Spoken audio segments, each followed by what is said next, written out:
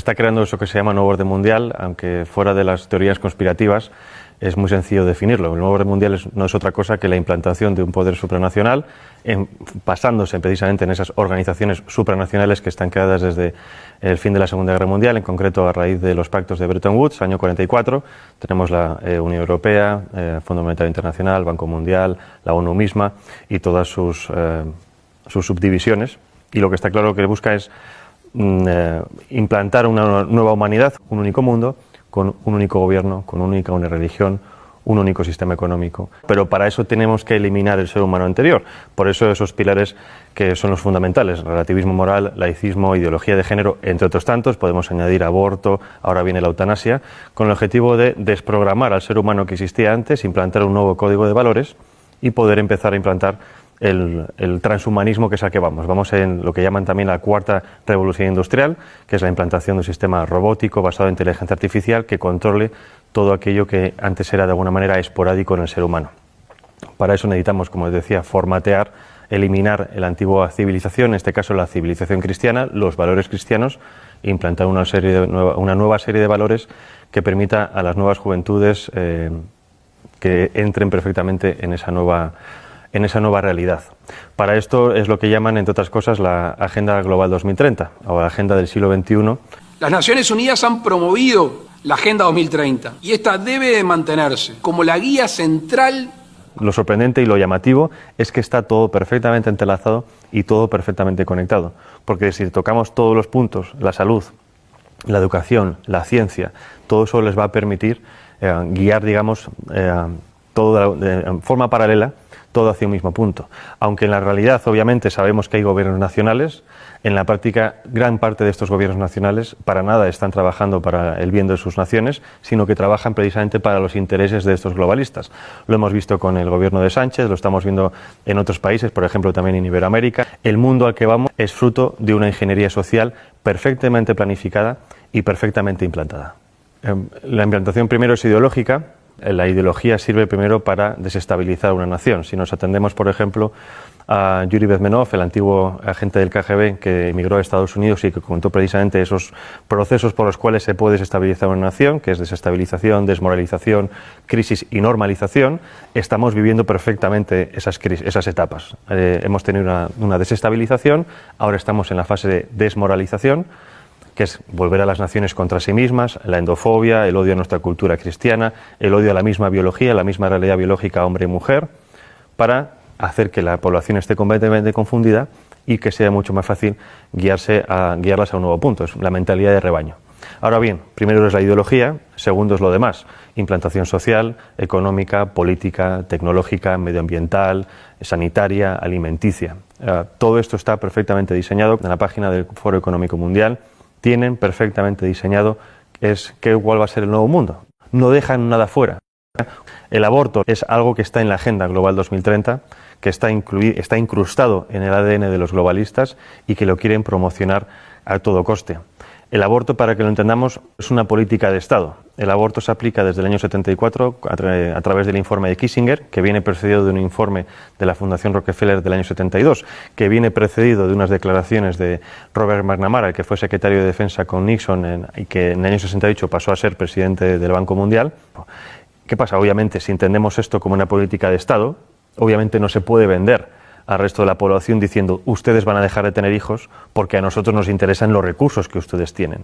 Lo que se hace es un marketing político. Y esto es como nos están vendiendo todo. El aborto es un interés de Estado, es un interés geoestratégico. Todas las demás propuestas que tenemos hoy en día, ideología de género, ecología o esta nueva religión medioambiental, todo eso es lo mismo. Son políticas de Estado que nos lo venden para el gran público con un marketing político para que la gente lo acepte. Porque, por ejemplo, si entendemos ahora las políticas medioambientales como, digamos, obviamente necesarias para todos los gobiernos, dentro de esas políticas medioambientales está la reducción de la población.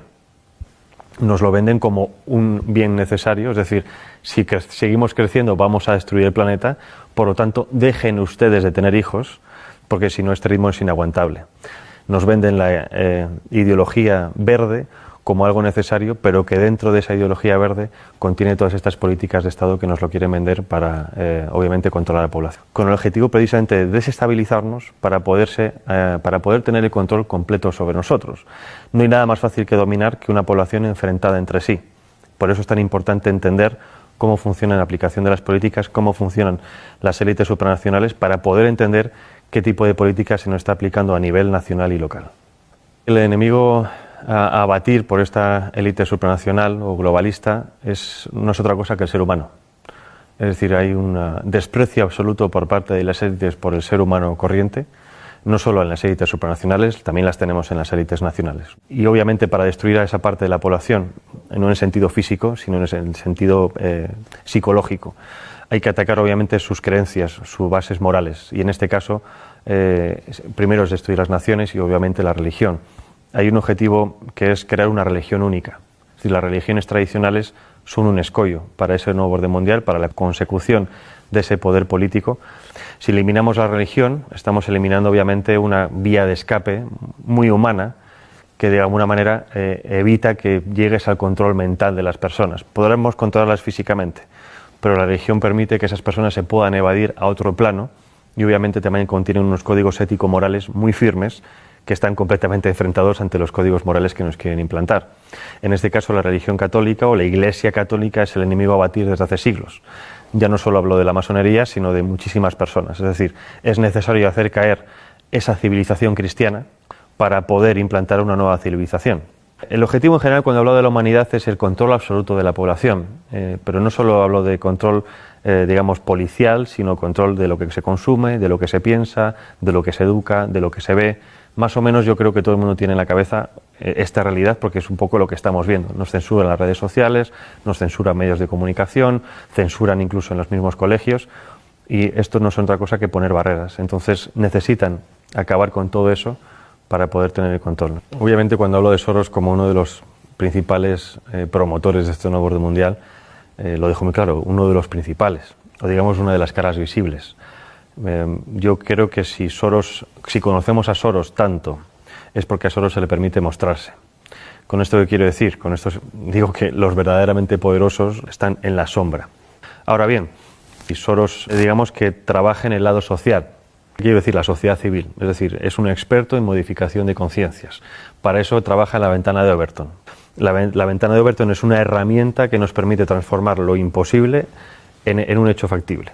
Y hay varias fases. Obviamente primero viene la propaganda, la ideología.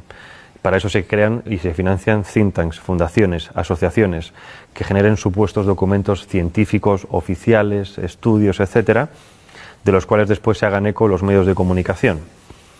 Esos medios de comunicación llegan a las masas. Las masas, a base de repetición de estos estudios, estos conceptos, estas ideologías, acaban, si no aceptando como propias esas ideologías o pensamientos, sí aceptándolos diciendo que es algo como ya existe y lo ven por todas partes, es algo que hay que aceptar.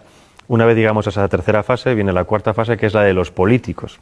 Los políticos, obviamente, con el interés partidista de continuar en el poder, se hacen supuesto eco de esas reclamaciones supuestamente sociales y, obviamente, después el quinto, que es la transformación en leyes, la legislación.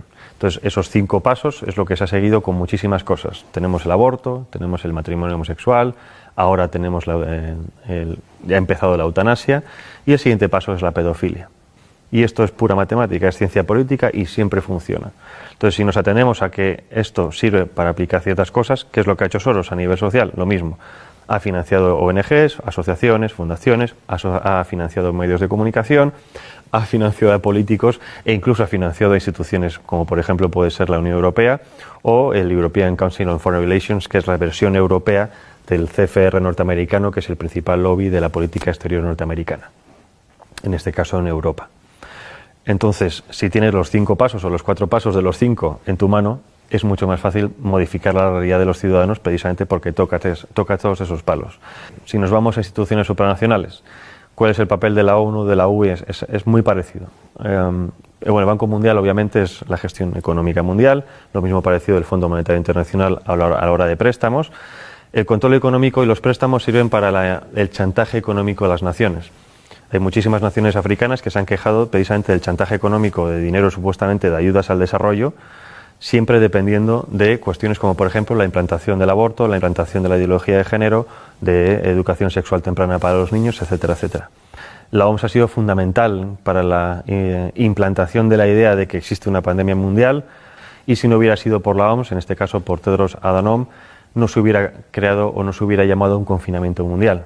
Primera vez en la historia que los ciudadanos de este planeta hemos visto cómo en todas las naciones se seguían los mismos pasos. Es decir, nada ha conseguido antes que realmente hubiera una coordinación nunca antes vista a nivel global. Coordinación que, aunque a nosotros nos parezca mucha, en general ha sido como muy sospechoso, por así decirlo, no sigue siendo suficiente para esta élite. Según ellos, los retos que nos plantean las pandemias del futuro, eso supera por muchísimo la capacidad gestora de los estados independientes entre sí. Es decir, que como no hemos sabido gestionar el coronavirus, es necesario que cedamos más nuestra soberanía a estos entes supranacionales, que ellos saben sí realmente lo que nosotros tenemos que hacer. Llevarnos a ese buen camino, a guiarnos como si fueran un dios, porque nosotros como ciudadanos comunes somos demasiado estúpidos para valernos por nosotros mismos. Las redes sociales han sido siempre una herramienta fundamental en el tema de la comunicación, pero como todo avance tecnológico tiene siempre su cara y su cruz. Como todo avance tecnológico nos lo venden que es bueno para poder hablar con nuestros familiares, que están en contacto con gente de todo el mundo, pero el problema, el contrapeso es el control absoluto, ¿no? Ya no solo el control de lo que hacemos, sino incluso de nuestros pensamientos, porque muchas veces decimos cosas en redes sociales que quizás fuera de un ámbito demasiado privado, ¿no? Y eso es precisamente a donde van ahora con el tema de la censura. Han visto que en los últimos años ha habido también una pequeña revolución en redes sociales, dado que cada vez hay más perfiles conservadores, antiglobalistas, más perfiles de gente contraria a los designios de este nuevo orden mundial, ¿no? Y si estuviéramos realmente en un mundo libre, democrático, y esto lo digo para que la gente se dé cuenta de que no vivimos en un mundo libre democrático, la libre circulación de ideas y de debates debería ser una de las principales características de todo sistema. Y estamos justo en lo contrario. Y no justo en lo contrario porque de facto no se puede hablar, porque antes sí se podía hablar de muchas cosas. El problema es que los que son realmente poderosos, los que controlan las cosas, se han dado cuenta de que si dejamos que libremente ciertas ideas circulen, no las suyas, en cuanto a debate, esas ideas ganan o se han demostrado que tienen más peso que otras. Es decir, por ejemplo, con el tema del aborto, ya no hay argumentos científicos médicos, ahora son argumentos puramente sentimentales, ¿no? El derecho de la mujer a elegir sobre su propio cuerpo, porque por eso saben que los argumentos médicos no pueden vencerlos. En cuanto a argumentos, por ejemplo, de información de los medios de comunicación, de cómo funcionan los medios de comunicación, de cómo funcionan los gobiernos, exactamente lo mismo. Se censura completamente aquel que intenta hacer una crítica constructiva o negativa de lo que sea, pero hacer una crítica para avisar de qué está ocurriendo. No existe ese debate de ideas en los medios de comunicación, pero precisamente porque tienen miedo a lo que pueda ocurrir. Porque cuando ha ocurrido que algunas personas han ido a ciertos debates a exponer ciertas ideas, la gente se da cuenta de que hay otra línea de pensar diferente a la que tenían en mente. Y por lo tanto hay otra forma de racionar las cosas.